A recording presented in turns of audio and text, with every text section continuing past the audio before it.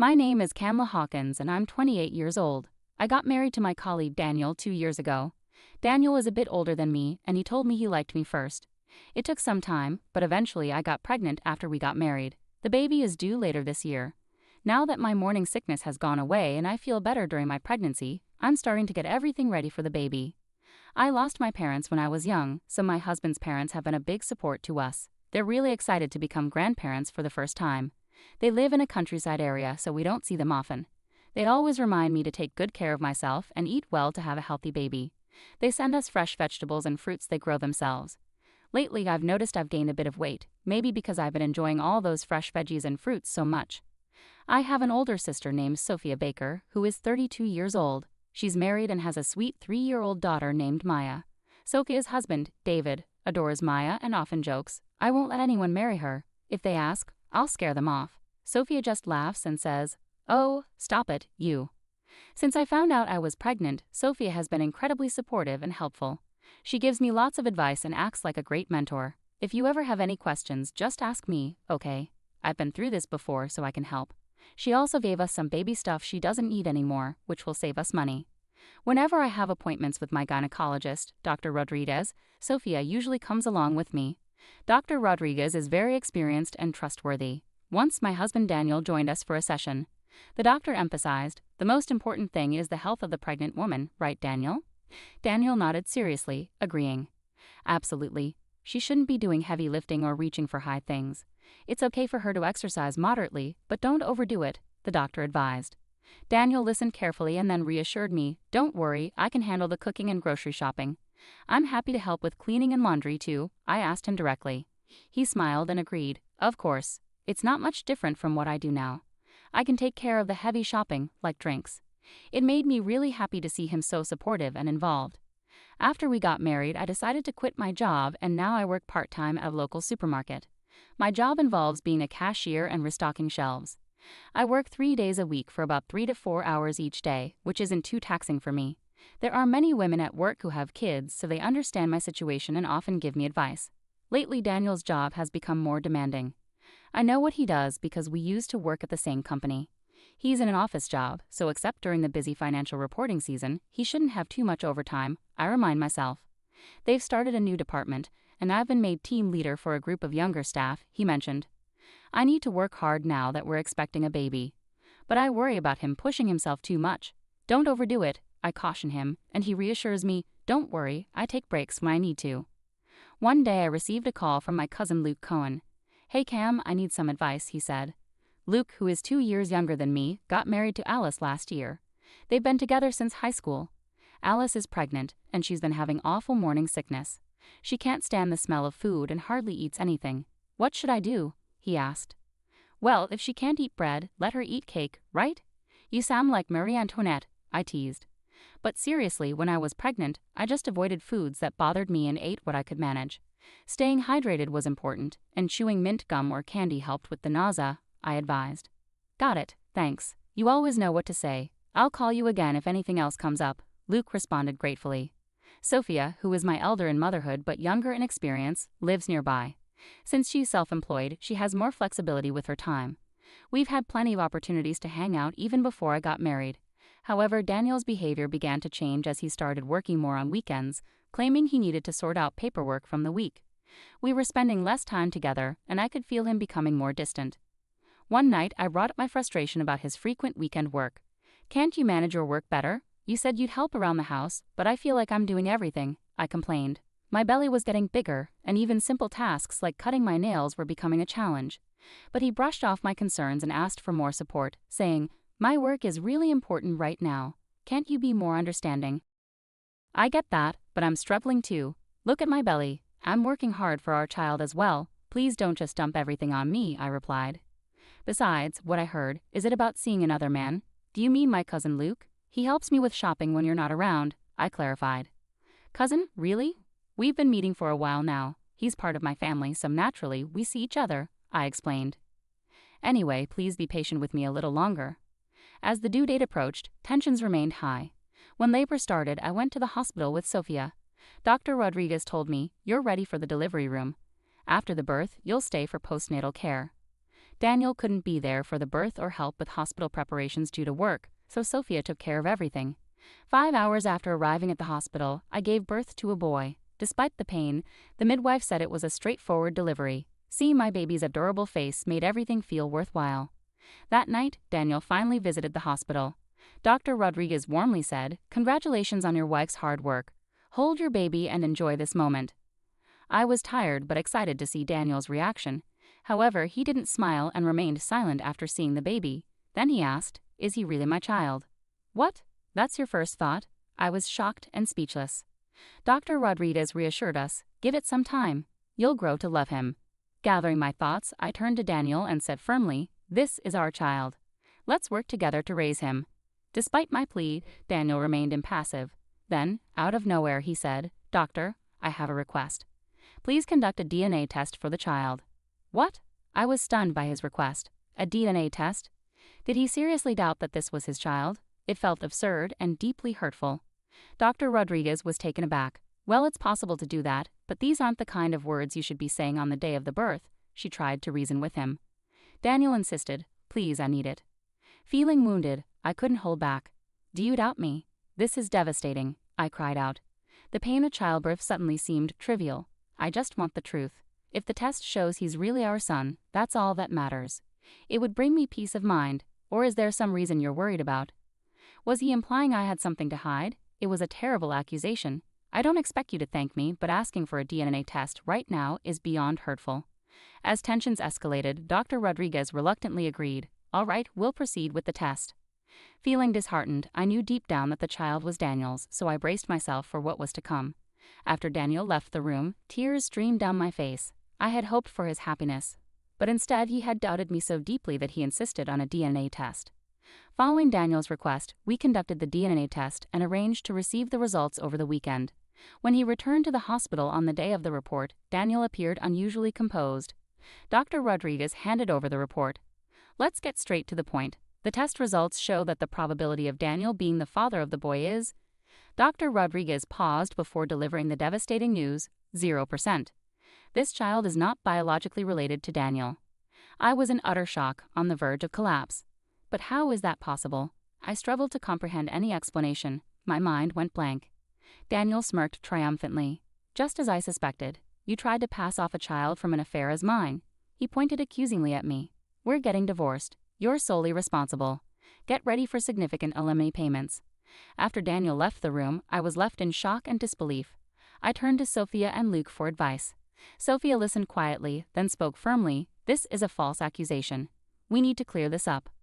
Luke, strangely smirking, assured me, "Don't worry, everything's fine on my end." Sophia snapped back, "This is serious, not a joke." Luke chuckled, seeming amused. I couldn't tell if they were taking the situation seriously or enjoying my distress. Later, Daniel called me. "I've decided to file for divorce. My parents support me. As the victim here, I'll be seeking alimony, maybe around $30,000. I'm thinking of leaving it all to a lawyer. Is that okay?" He continued coldly, "Oh, and you'll cover the hospital bills yourself. I won't pay a cent for someone else's child." I replied sharply, "Do whatever you want." "Fine, do as you wish. I feel like a stranger now. If you can't pay the alimony, I'll take the house and land." "It's my right as the victim," Daniel remained defiant. "Those properties were inherited from my deceased parents.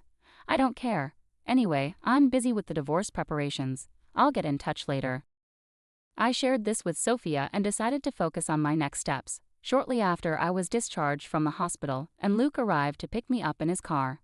"How are you holding up? Feeling tired?" Luke asked gently. "I'm feeling much better now, but I need to stay strong for this little one," I replied, glancing at my baby wrapped snugly in a blanket. "That's right. I've got everything planned out. We'll make sure Daniel pays back double or even triple for what he's done," Luke assured me. As we talked, we pulled up to my house. Inside, everything looked different. Daniel had cleared out all his things, leaving the rooms nearly empty except for the baby items I'd prepared. There was a note from him. "I'm leaving the house and won't be returning. Don't try to find me at my parents' place. I'll contact you only when necessary." Realizing he might have gone where he usually handles matters, I soon received a call from Daniel. His timing was impeccable. I answered, and he immediately shouted, "Why did you send that to my workplace?" "Well, since you didn't tell me where you were going, I had no choice but to send it to your office," I replied casually. "You've made a mess. I had to explain everything to my boss, and now everyone at work is staring at me because of it. It all went according to plan. That's not my concern, I retorted. So you've seen the notice, right? Make sure you show up at the lawyer's office. Don't even think about avoiding this. Who said anything about running away? You better be ready. I'm going to fight this until the end. It seemed that the legal notice sent by my lawyer had reached Daniel's office.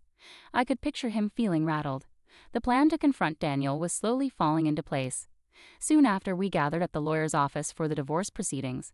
Daniel's parents were present as well. Sophia and her husband David, who works in construction and has always treated me like a sister, accompanied me. The meeting began. My wife cheated and had a child, trying to pass it off as mine and using my money. This is extremely deceitful, so I'm not only seeking alimony but also asking for the house and land in her name as compensation, Daniel asserted confidently. But I was prepared for anything. My lawyer began to explain. I understand your concerns, however, in a divorce involving infidelity, property division is still governed by legal principles, and not all demands may be met. My role is to mediate based on the facts and ensure fairness, Daniel retorted. Justice is clearly on my side here. Having a child with someone else and trying to pass it off as mine is essentially fraud. I might consider involving the police, his parents chimed in. Camilla, this is devastating. We were so happy about our first grandchild, only to find out it's not Daniel's. It's heartbreaking, especially for the child. Regardless of legal outcomes, please raise the child well and make amends, Daniel's parents added. What you've done is unforgivable. I'm entirely innocent and the victim here. It all hinges on Camilla reflecting on her actions and apologizing to me. Do you have any remorse or intention to apologize? Daniel was convinced of his impending victory. Now is the perfect time. No, Daniel, the one who needs to reflect and apologize is you, I responded calmly. Taken aback by my unexpected retort, Daniel stood up. What are you talking about? I know everything. What if your affair partner found out? I might seek compensation from him too. I've invited someone here who knows about your actions, I continued teasingly. Are you out of your mind? I'm the victim here. Daniel was now on the defensive. I'm the victim here, so who are these witnesses? I declared. Thank you for waiting. Please come in, I beckoned, and two individuals entered the room. Daniel looked stunned. And who are you? I asked the first person. I'm Dr. Rodriguez from the maternity clinic, the first person answered. And you? I turned to the second person. Hi, I'm Luke Gowans, Camilla's cousin, the second person replied. You're Camilla's affair partner. Did you have a child with your cousin? Daniel demanded, his voice tinged with accusation. Don't be disrespectful. My wife, Alice, is pregnant, and I've only ever sought advice from Camilla as a friend, Luke clarified. I've never seen her in any other way. Please don't make baseless accusations. Luke, isn't that a bit harsh? I interjected, trying to diffuse the tension. I'll have to scold him later, Dr. Rodriguez interjected with a wry smile. Sorry about that. Please let me explain, I urged her to continue. Thank you. Let me make it clear. Based on the DNA test results, the baby is unquestionably the biological child of both Daniel and Camilla, Dr. Rodriguez stated firmly. Daniel was visibly shocked and exclaimed, but the test showed the child wasn't mine. You must have paid off someone to falsify the results. My husband, who is the hospital's chairman, confronted the technician, and he confessed tearfully. We have a recorded confession. Even I felt like confessing when faced with that husband, Dr. Rodriguez explained. Daniel clenched his jaw. Camilla's sister brought a strand of your hair and requested a retest. Normally we wouldn't proceed with this, but after hearing her side, we agreed. The second test confirmed that the baby is indeed yours, and we have terminated the technician who assisted you. His actions compromised the integrity of our hospital, Dr. Rodriguez concluded. Daniel, why would you do such a thing? I confronted him, standing up. Sophia spoke up on behalf of the speechless Daniel. It's because Daniel was the one cheating. Daniel's parents were left speechless, their initial shock apparent. Daniel was the cheater. We saw him with another woman downtown on a Saturday, I revealed. He claimed he was working that day, which seemed suspicious to us. We asked Luke to investigate, Sophia added. Yeah, I used to work part-time at a detective agency in college, so I know how to dig into these things. We gathered plenty of evidence of his affair. Here's a recording of their conversation, Luke explained. Sophia played the recording on a digital recorder. Daniel and the woman's voices were clear. We'll manipulate a DNA test to make it look like the child isn't mine. I'll use that as proof of her cheating with someone else, maybe her cousin. I have photos, and I'll accuse her of infidelity. Then I can blame everything on her, file for divorce, claim alimony, and since she had a child with another man, I'll take the house and land too. I'll be seen as the victim in all of this. There won't be any issue with us being together after that." Daniel looked stunned as the recording played, unable to speak. "I'm a genius, aren't I?" "More like a villain than a genius," came the woman's laughter on the recording. Sophia stopped the recorder and Luke added, "The woman is Leah Turner, your colleague from the same team."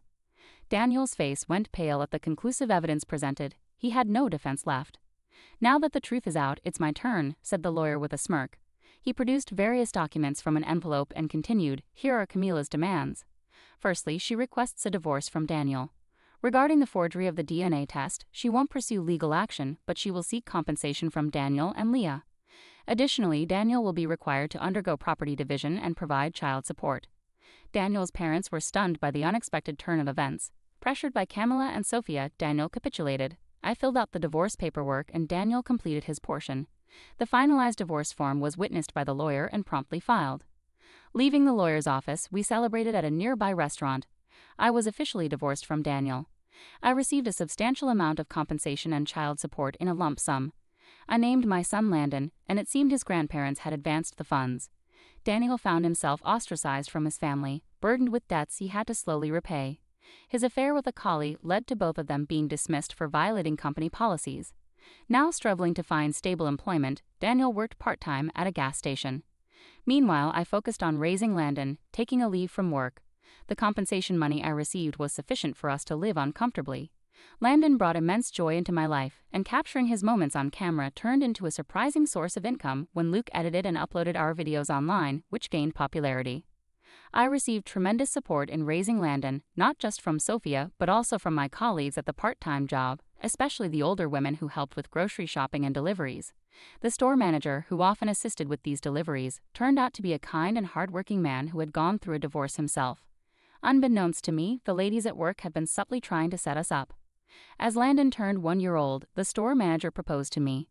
I admired his humble demeanor, fairness, and how he treated everyone with respect.